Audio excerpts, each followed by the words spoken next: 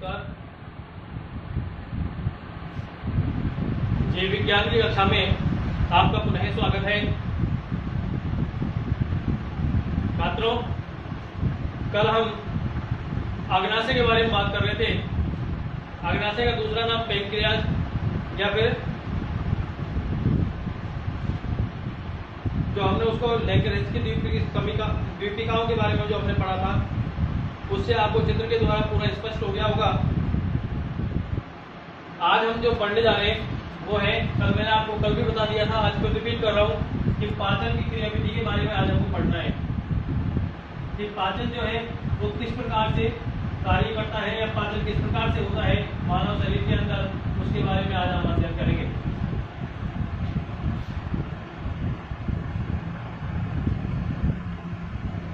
Topic हमारा वही है, मानव में पाचन।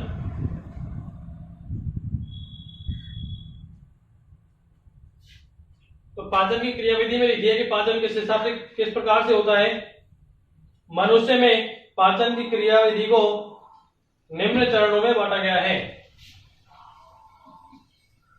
मानव में पाचन की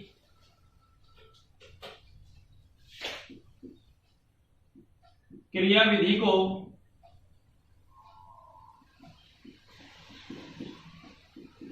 निम्न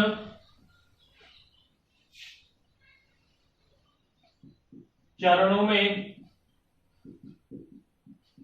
बांटा गया है।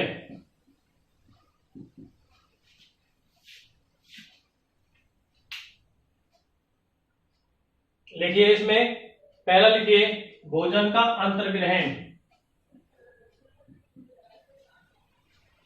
भोजन का अंतर्ग्रहण।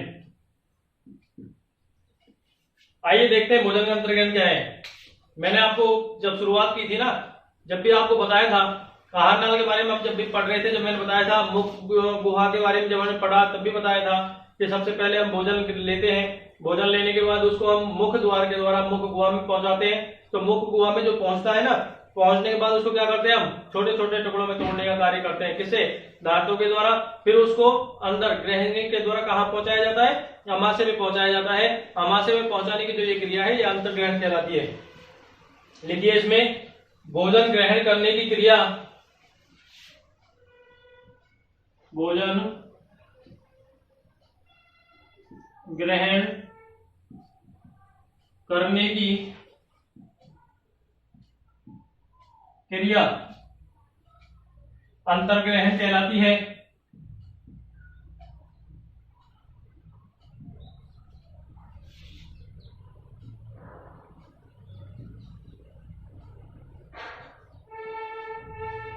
अंतर्ग्रहण कहलाती है।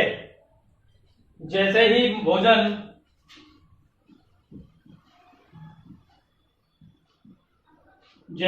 भोजन मुख गुहा से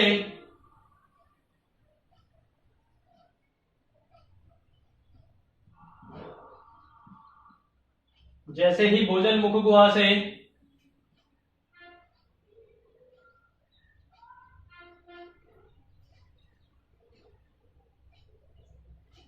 मुख गुहा में आता है, मुख गुहा में आता है,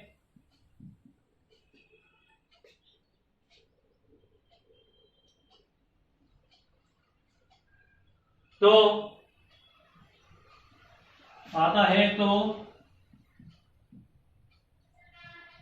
जबड़ा गति करना प्रारंभ कर देता है।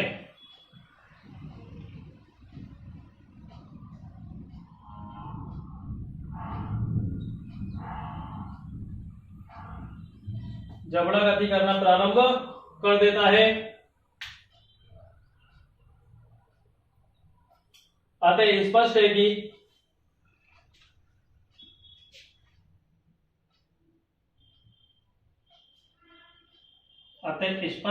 कि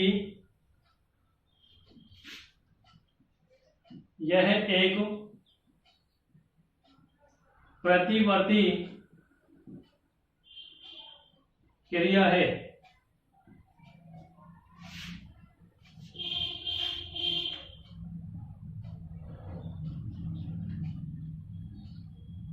दूसरा लिखिए पाचन।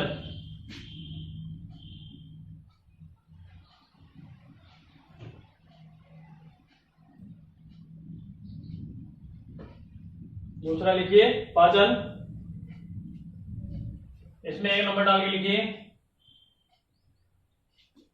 या स्टार लगा लो जैसा आपको उचित लगे। मुख गुहा में पाचन पहला आता है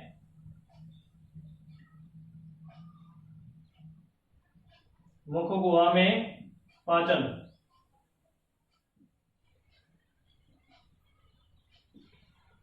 लिखिए इसमें मनुष्य में भोजन का पाचन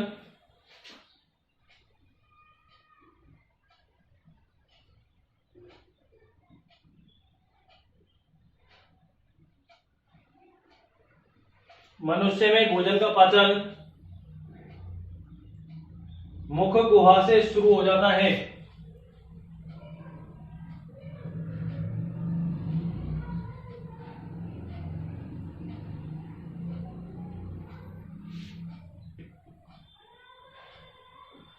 मुख गुहा से शुरू हो जाता है।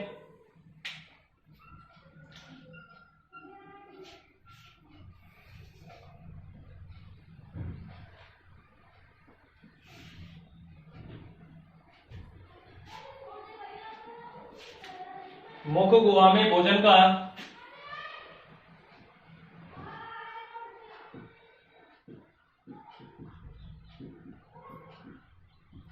मुख गुहा में भोजन का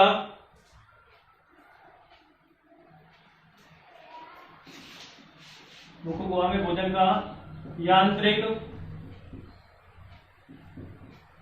एवं रासायनिक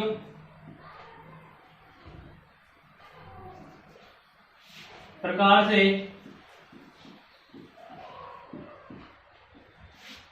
पाचन होता है।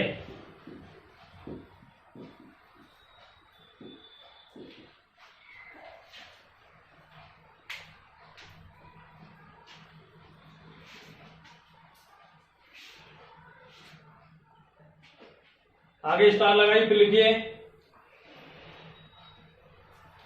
मुख गुहा में भोजन को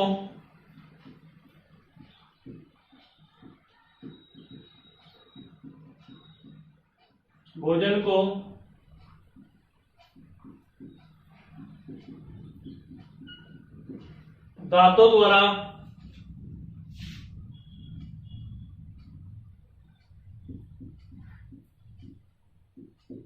छोटे छोटे टुकड़ों में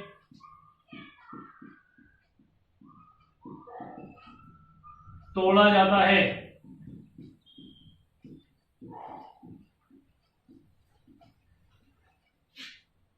तोड़ा जाता है।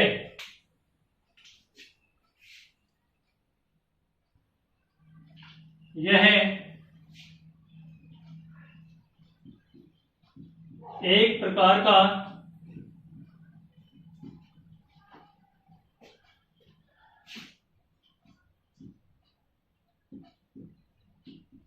यांत्रिक पाचन है।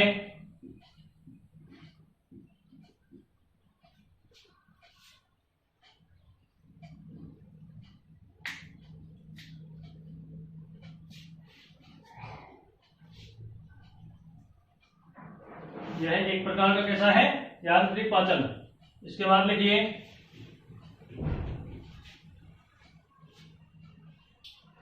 इसके बाद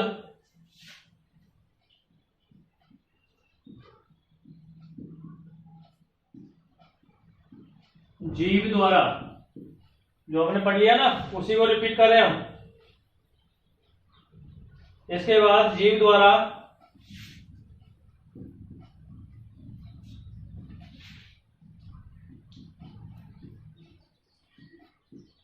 भोजन में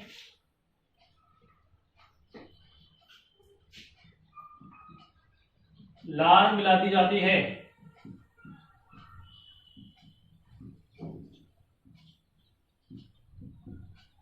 क्यों मिलाती जाती है? उस भोजन को लसलसा बनाने के लिए, उसको चिकना बनाने के लिए कि वो आसानी से अंदर जा सके। इस वजह से उसमें क्या मिला दी जाती है, लार मिला दी जाती है। किसके द्वारा, जीभ के द्वारा मिलाई जाती है, जिससे भोजन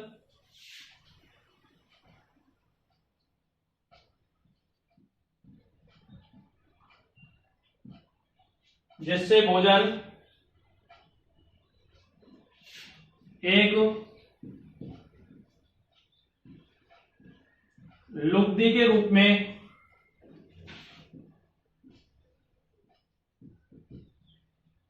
बदल जाता है,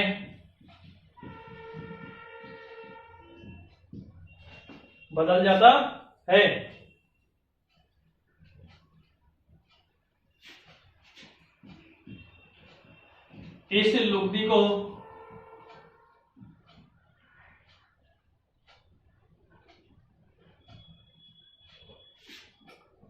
बोलस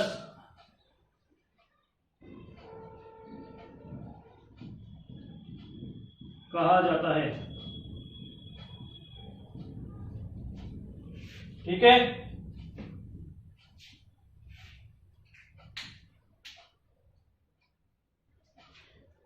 फिर आगे स्टार लिखिए, उसमें लिखिए लार का पीएच पढ़ लिया होगा आपने।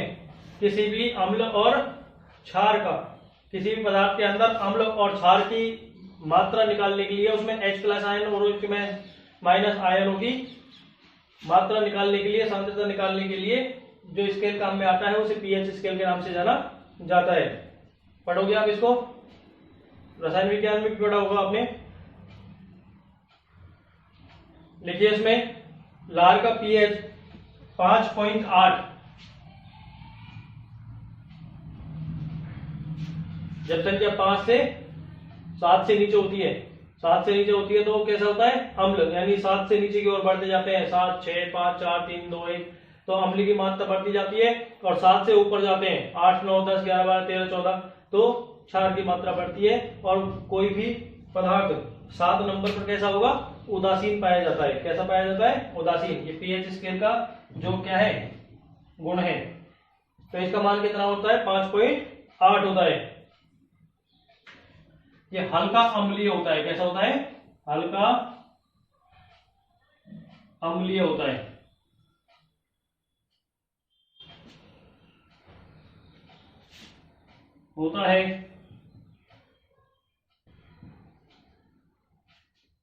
लार में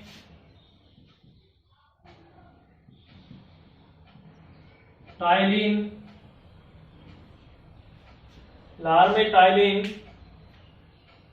या एमाइलेज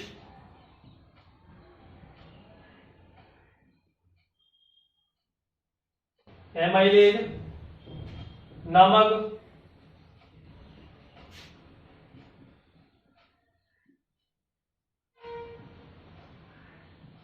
एंजाइम होता है, जो स्टार्च को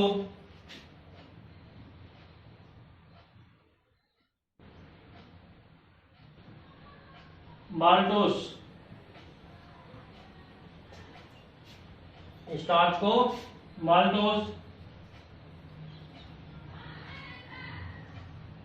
या माल्टोज में बदल देता है।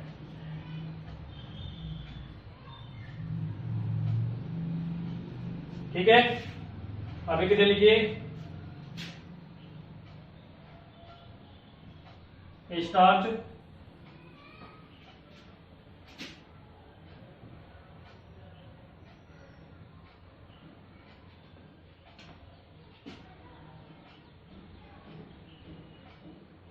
अल्फा डेक्स्ट्रीन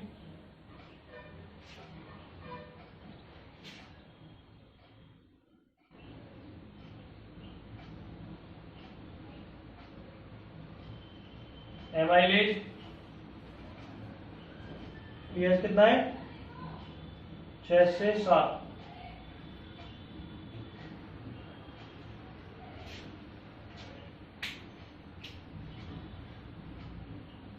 लिख लीजिए इसको। लार का पीएच कितना होता है, 5.8 होता है। लार में ट्राइविन यानी एमाइलेज नामक एंजाइम पाया जाता है, जो क्या करता है, स्टार्च को माल्टोज में बदलने का कार्य करता है। यानी जब स्टार्च की अभिक्रिया किसकी उपस्थिति में, एमाइलेज की उपस्थिति में की जाती है, तो क्या बनता है, माल्टोज का निर्माण हो जाता है।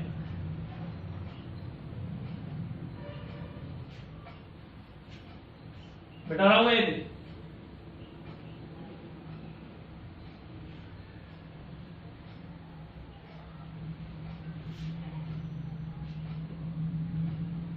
अगली लाइन में फिर स्टार लगाएंगे और लिखिए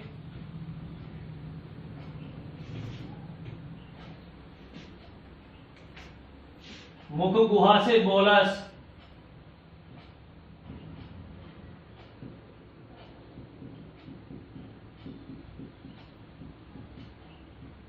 मुख गुहा से बोलस का ग्रेसनी से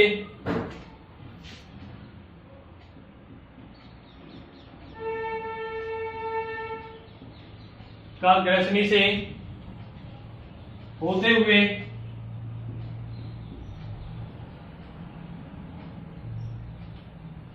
हुए ग्रास नली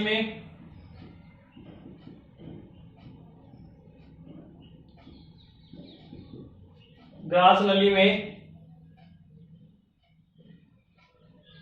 पहुंचने की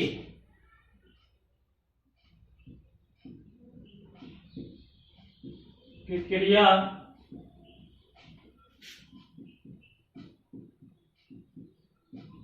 निगलना कहलाती है।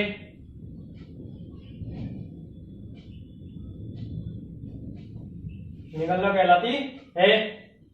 निगलने की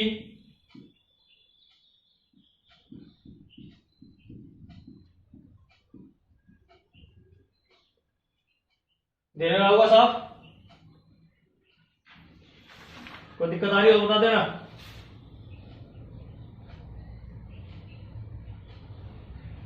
निगलने की क्रिया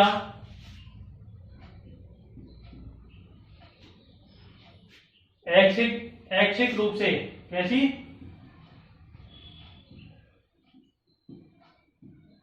ऐच्छिक रूप से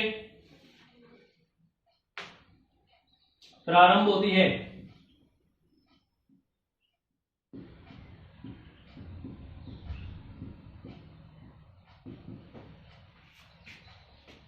लेकिन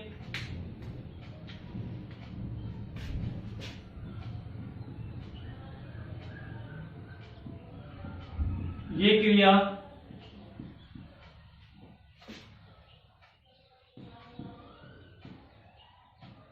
ग्रेसनी में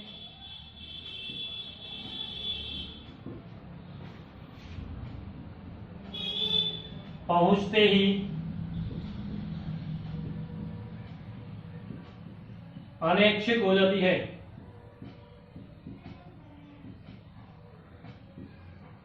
ऐच्छिक और अनैच्छिक से संबंधित पता है वो क्या है, ऐच्छिक क्या है? ऐच्छिक तो ये है कि किसी क्रिया को हम चाहे तो करें अन्यथा नहीं करें, ये तो ऐच्छिक क्रिया कहलाती है। और अनैच्छिक होता है जिस पे हमारा वश नहीं होता है, हम चाहे करें या चाहे नहीं करें लेकिन वो क्रिया होगी, हमारे ऊपर उसका किसी भी प्रकार से कोई प्रभाव नहीं रहता है। जिस क्रिया पर हमारा प्रभाव रहता है वो ऐच्छिक कहलाती है, जिस पर हमारा प्रभाव नहीं रहता है वो अनैच्छिक रहता है। जैसे हमको साइकिल चलानी है, साइकिल हम चाहे तो चलाएं अन्यथा नहीं चलाएं। हमने भोजन ग्रहण किया, अब भोजन पेट में जाने के बाद, अमाशय में जाने के बाद उसका पाचन होना ही होना है, हम चाहें तो भी और ना चाहें तो भी, हमारा उस पर किसी प्रकार का कोई प्रभाव नहीं होता है, वो अनैच्छिक क्रिया कहलाती है। तो सबसे पहले क्या है कि हमने भोजन ग्रहण करते हैं तब तक हमारी कैसी रहती है, वो इच्छा पर निर्भर रहती है। अब जब तक मुख गुहा के अंदर है, हम चाहे तो उसको बाहर निकाल दे, चाहे तो उसको अंदर ले जाए, लेकिन अंदर जैसे ही उसको प्रवेश करवा दिया जाता है, ग्रसनी में पहुंच जाता है, ग्रसनी में पहुंचने के बाद उस पर हमारा वर्चस्व खत्म हो जाता है, उस पर हमारा प्रभाव समाप्त हो जाता है और वो क्रिया स्वतः ही होती है, यानी अनैच्छिक हो जाती है। आगे लिखिए, फिर स्थान लगाइए आगे, भोजन को निगलते समय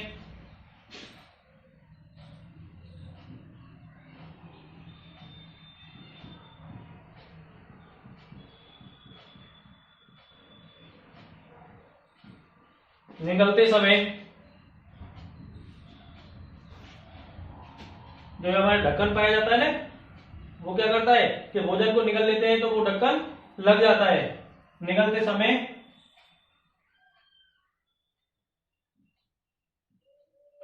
श्वास नली को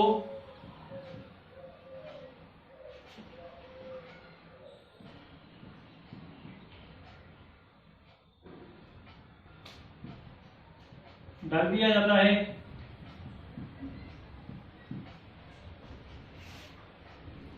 जिससे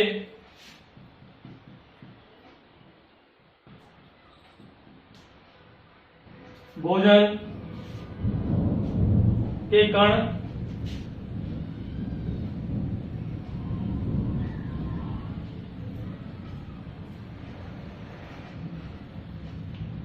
श्वास नली में प्रवेश नहीं कर पाते हैं।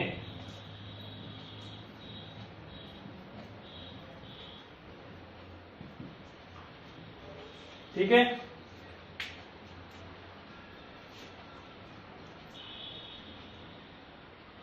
फिर लिखिए आगे, मुख गुहा से बोलस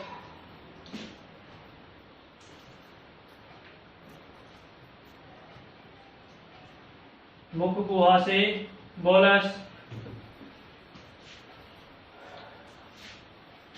ग्रास नली में प्रवेश करता है।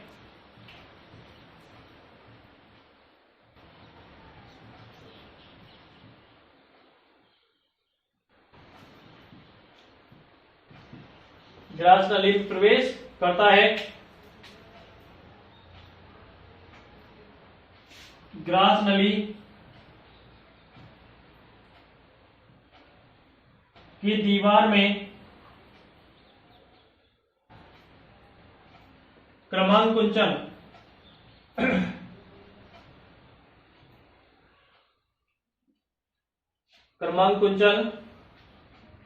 ऊपर से बैठाऊं फिर है।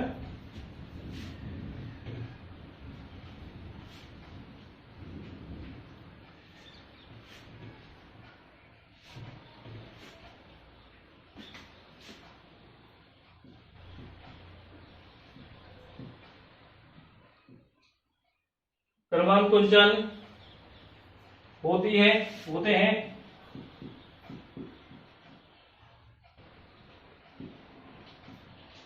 होता है जिससे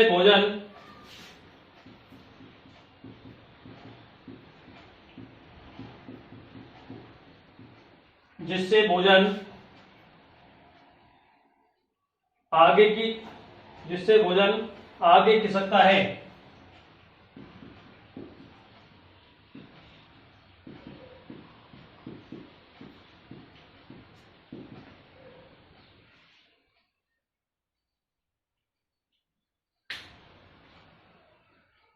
ग्रास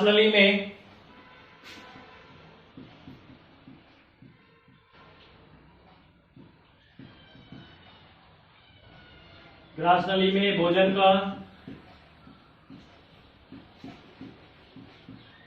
पाचन किसी भी प्रकार से नहीं होता है। होता है क्या? अब तक आपको कोई नहीं बताया होगा शुरू से अंतिम तक कि ग्रास नली में भोजन का पाचन होता है। भोजन का पाचन कहां से? मुख गुहा के बाद कहां शुरू होता है? अमाशय में जाने के बाद। कहां शुरू होता है? अमाशय के जाने के बाद। फिर उसके बाद कहां होता है? छोटी आंत, फिर बड़ी आंत। इस प्रकार से ये प्रक्रिया पहले से बताइए। तो वही जो हमने बता दिया है, जो समझ लिया है, जो हमने पढ़ लिया है ना, उसी को केवल आपको लिखना है। अब जो हमारा बिंदु चल रहा है ना, उसमें क्या करना है? जो हमने पढ़ लिया है केवल उसी को लिखा जा रहा है। आप इस बात का ध्यान रखिए, इसके अलावा कुछ भी अलग नहीं है। अब लिखिए अमाशय में पाचन।